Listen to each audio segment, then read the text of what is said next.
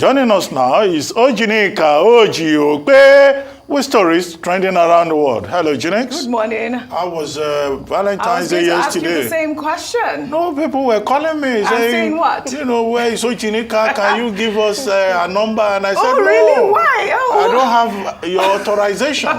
You don't. To be distributing your number. You know you don't. You know you enter pepper soup with me, the real pepper soup. How are you this morning? I hope you had a good Valentine's Day. Yeah. Perfect. I'm sure you did. I did. You know your husband is up to the task. Very up to the task. And Dr. Bati did, because I saw the, public displays. People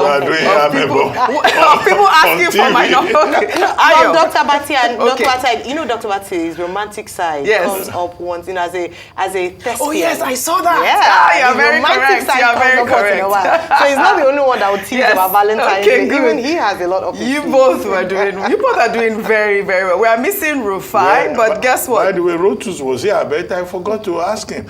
I saw one video he sent to me. The lady was hiding her face with the phone. No, he has to do proper introduction. All right, we're not talking about Rotus here. We miss Rufai. Yes. I hope he feels better. Yes. And, as a lot of us had a good time yesterday, you did, I'm sure you did, Ayo. We'll begin what's trending. As many Nigerians celebrated Valentine's Day yesterday, February 14th, a group of people in Lagos Island were seen in a viral video queuing for bread. The narrator in the video could be heard saying that the price of bread at the location was 100 naira. The group turned rowdy as men at the location were seen flogging those who attempted to jump the queue. Now this morning, early morning, Valentine's Day, they flogged persons to collect bread. In front of my shop for Lagos Island. Hey, Nigeria, sorry for you. Because of 100 naira bread. Hey, Nigeria. Hey! Now wow, because of 100 naira bread. Hey! See Nigerians, God day. I bread that they share like this for inside Lagos Island.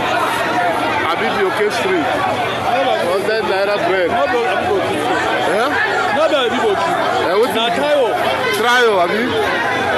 Trio Street for Lagos Island. This is such a sad video to see. I thought it was important to highlight it. That man there was saying this is Cryo Street. I don't know if you're familiar with that area, but it's in Lagos Island, and it is there. The video is out there for the Lagos state government to take a look at. who are those men that were flogging? Why would you do that to people? I know they are out there. They want to buy bread for 100. How much is bread? Now, I've not bought. I don't eat bread, so I don't really know about 100. Yeah. So what is the big deal? I don't understand why they have to be flogged. But I reached out to the Lagos state government, and I hope that they respond to this particular video.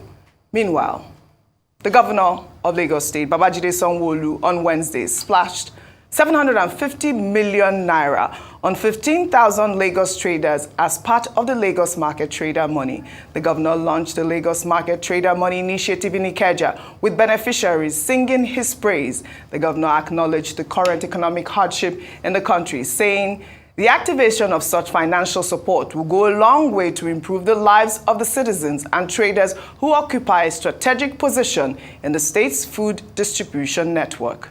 Well, in the meantime, Nigeria's First Lady, Senator REMI TINUBU, has said that the removal of fuel subsidy is for the future of Nigeria. Senator TINUBU made the comment during a 2-day visit to Kano to commission a multi-purpose hall named after her at the Miriam Abacha American University. The First Lady arrived in Kano State on a presidential jet, along with her entourage, on Monday, February 12th. She was received by the state's governor, Abba Kabir Yusuf, members of his cabinet, and thousands of NNPP loyalists. Hundreds of people, including school children, lined up the streets to also welcome the First Lady to Kano. It's just like a woman in labor who is about to birth. These are hard, but when I saw all those children lined up the street, I see that removal of fuel subsidy is for their future. We can come and do government as usual, business as usual, but I would tell you that certain things happen that would change the trajectory of your thinking. I want to work for you, and I believe that Mr. President has the same drive and zeal to want to turn this nation around. I want you all to bear with us. Kano, with the help of His Excellency, the Governor, I want to thank you, sir, and the First Lady. I was quite humbled by the reception Kano did to receive us. But I want to tell you and assure you that whatever it takes, even if it is one day God gives us in that office, we will try to make sure that we do the best for this country.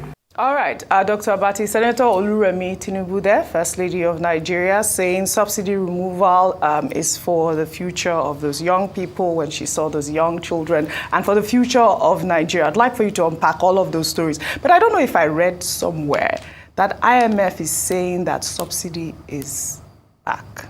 Did I read that? Yes, there was such a statement by IMF, but the same IMF had recommended that for Nigeria to move forward, the Nigerian government must remove fuel subsidy, must remove electricity subsidy, in addition to taking certain decisions, to strengthen the macroeconomic framework. But to deal with the specific stories that you have brought, one, Mrs.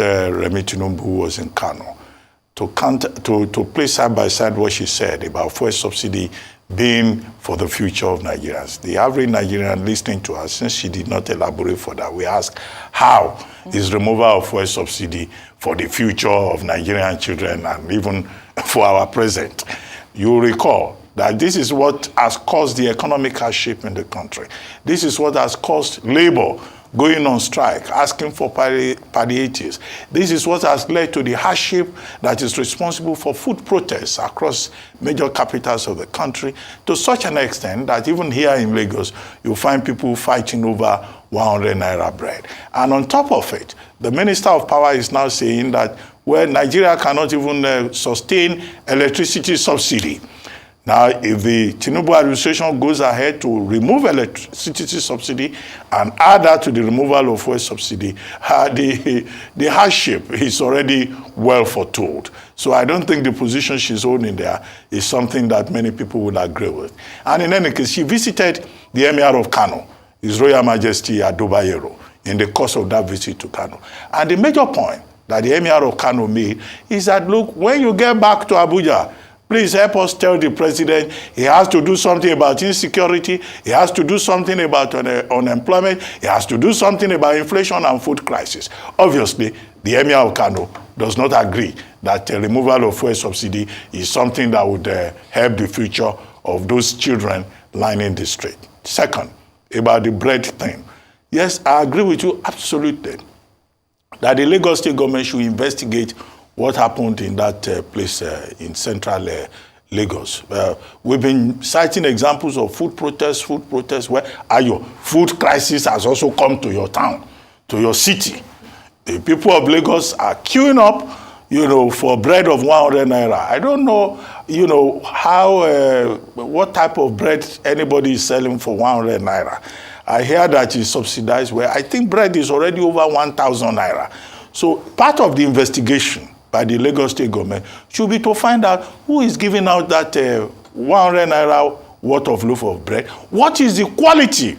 Let it not be that there is a bakery somewhere that had issues with production and they have done poor quality things that they want to throw away. We then say, okay, this thing is not good for consumption. But if we say, we'll sell it for 100 naira, people will come. And look at the desperation of the people. They couldn't even queue up properly. In the commentary by the gentleman who was filming the scene, he was saying, oh, this is the front of his shop, and that, these people are fighting over 100 naira loaf of bread. And he said, this is the Yoruba line. And I look at Yoruba people in Lagos struggling to have a 100 naira loaf of bread. Then he said, there's also Hausa line at the back, towards the back of this queue you are looking at. But he said there was no Igbo line there.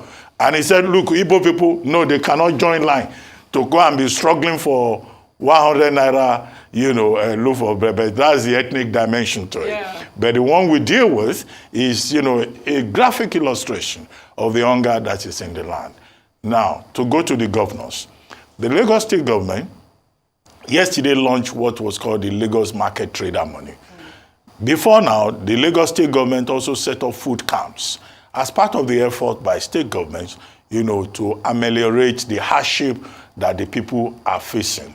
And as you have reported, it was a big event. 750 naira to 15,000 beneficiaries. 15 million beneficiaries. 750 million. 750 million, 15 million beneficiaries at the rate of 50,000 per person. And these 50,000 persons are to be taken from the 6 geopolitical zones. So even if you are a person from Lagos State living in the northeast or living in the northwest or the south-south, if you get onto the list, you can get 50,000. So on the surface of it, yes. But what is 15 million people out of the total population of Lagos? So it's still like a small drop. But at least it's an effort, consistent with statements by people that it's not just the federal government that should help the people. The state governments, the subnationals should also intervene. So in that regard, Lagos State is certainly a good example. The only thing to say to Lagos State and also to Ogun State, which has also, voted money. I think in Ogun State is how much now? About 5 billion? Let me take about 5 billion naira. Okay, you have the story. Let me take it for you. All right. Okay, take the story. Yeah. Well, more on palliatives. The governor of Ogun State, Dapo Abiodun, has announced a series of initiatives worth about 5 billion naira to cushion economic hardship for the people of the state. Speaking at a press conference in Abeokuta, the state capital, on Wednesday, the governor said the fund would cover areas such as education, health, food palliatives, and civil servants provision. He also said a part of the fund will be committed to an education fund for 27,600 poor students from the state across different tertiary institutions nationwide, and that 300,000 households will benefit from the food palliatives, which would include the distribution of rice and other items. Let me assure you that the present economic situation is just a transient phase that will soon pass. In this direction, and through our targeted interventions, we aim to address these challenges by implementing a series of phased-out initiatives aimed at reducing or cushioning these burdens on all our citizens. We have taken the following steps. In the education sector, we will be providing a one-time intervention in the first instance of 10,000 naira educational support grant to a minimum of 100,000 indigent pupils in our public, primary, and secondary schools across the state. A great initiative. Like you said, Dr. Abati, your state governor, he's doing well. 5 billion to go around. I mean, really, education is one of the bedrock of any society. I think it's a great initiative. I would like for you to land on your point so that Ayo can unpack all of the stories. I'll be very brief. Yeah. And it's as follows. Yes, commendable.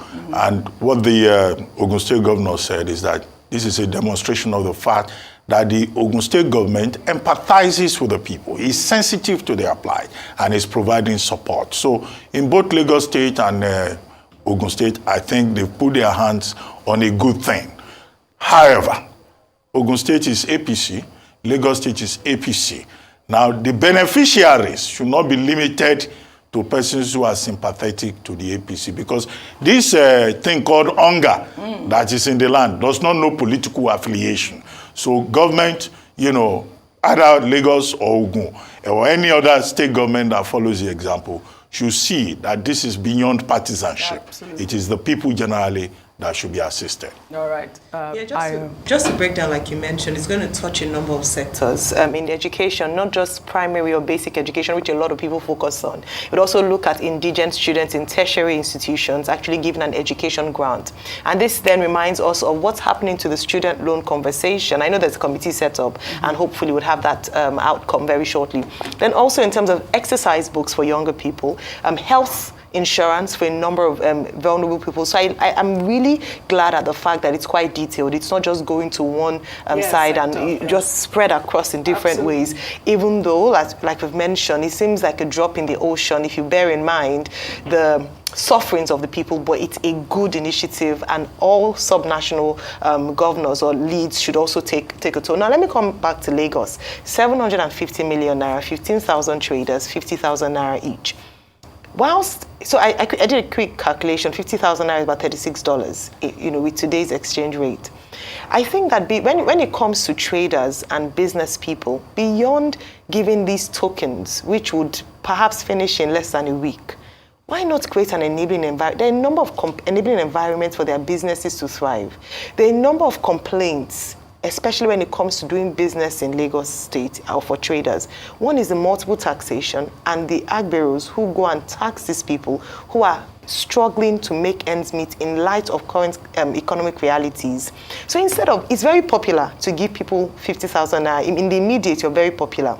But we understand what happened at national level with the Trader Money Project. Did it work? Can we evaluate that? What were some of the shortcomings in that regard? And what can we learn as a state? So I don't think it's enough to just hand out 15,000 traders in Lagos State. I don't know how it's a drop, or even less than that. So whilst it is commendable, but we also must move away from just dish out money that is about $36 and then go away and then we praise that as something really significant. So I'm urging this government and this administration. Lagos is the center of excellence, the commercial capital of the Federation. We should be thinking beyond handouts to business owners. How can we make businesses thrive better, especially small businesses in Lagos State? And finally, to Senator Oluwemi's point, the only statement I'll make on that one is that, yes, this fuel subsidy removal, as she mentioned, is for the future of the children. May they live long enough to benefit from that, because if people are suffering and are hungry, then people will lose their lives, unfortunately. So may they get to a point where they're able to appreciate, and may the damage not be so far-reaching that we're not able to recover from the damage of this fuel subsidy removal. It goes again back to planning. Can we do something to alleviate the palliatives they talked about? We haven't seen enough of it from the federal government. Can we go back to that? There's more to the story.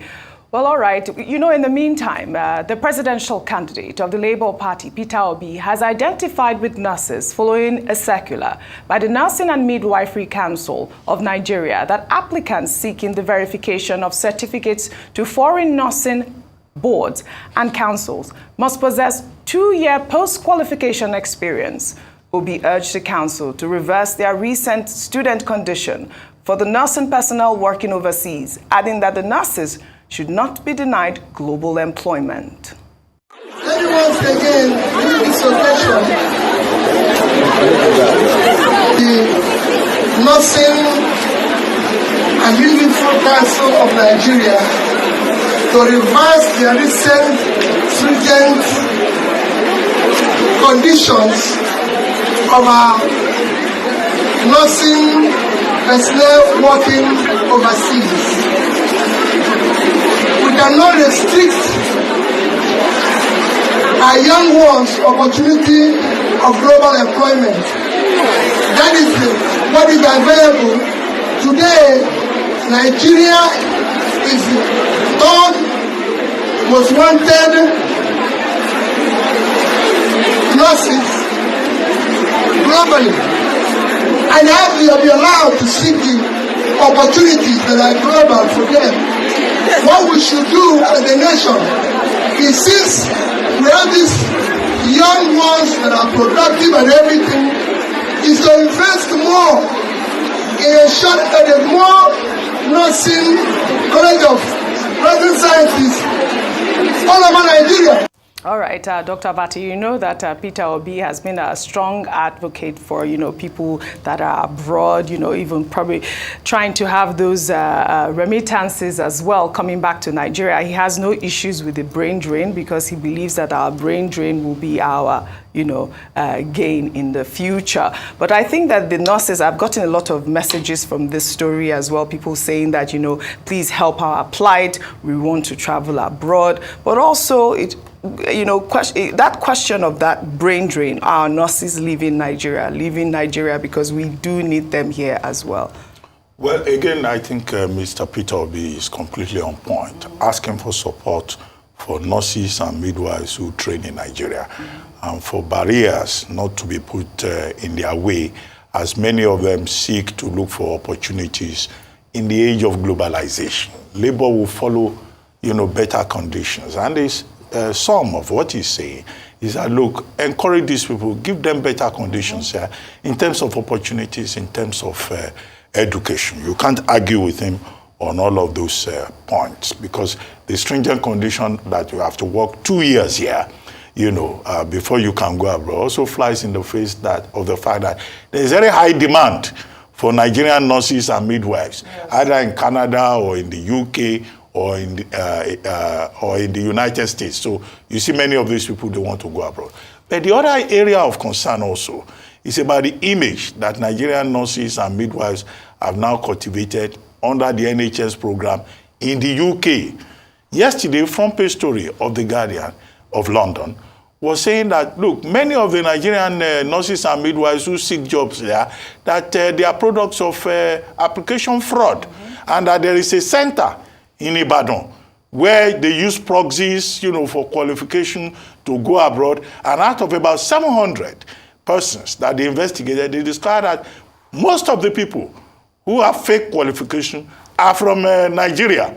So I think the emphasis on giving nurses and midwives in Nigeria good education is very important. Yes. While they can export their skills and look for better opportunities elsewhere, they should also not become sources of embarrassment for Nigeria associated with fraud, as the report front page of The Guardian in London was suggesting yesterday. All right, and again, just to reiterate that point about remittances, I mean, our nurses will go abroad, and the remittances will be a great source of foreign exchange here. So please, we urge the council to take a look at that circular again. We'll take our final story. The National Transportation Safety Board in the United States on Wednesday released pictures of the site of the fatal helicopter crash that led to the death of the group CEO of Access Holdings PLC, Dr. Herbert Wigwe, his wife, Doreen Wigwe, his son, Chizi Wigwe, as well as Abimbola Ogunbanjo, former group chairman of the Nigerian Exchange Group PLC. The NTSB says a preliminary report of the accident is expected within 30 days, while a full NTSB investigation report will be released within 12 to 24 months. Meanwhile, the governor of Bayelsa State, Senator Doyo Diri, has said that his administration is considering immortalizing Dr. Herbert Wigwe for his contributions to the development of the state. Dignitaries including Pastor Enoch Adeboye, Lagos State Governor Babajide Sanwo-Olu, and former Minister of Health Prince Julius Adelusi Adeluyi were among those who visited Herbert Wigwe's parents to condole with the family on Wednesday as tributes continue to pour in.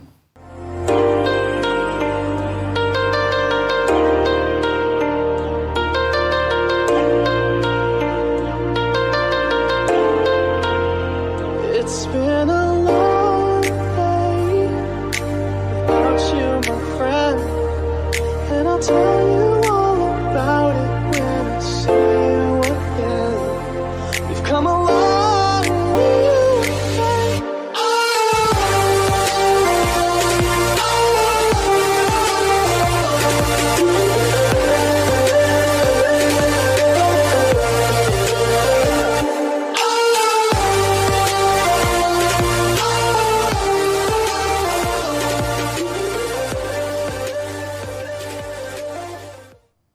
To live on in the hearts of those you love is not to die. May their souls rest in perfect peace. That's all I have for you on What's Trending today. I'll see you all tomorrow.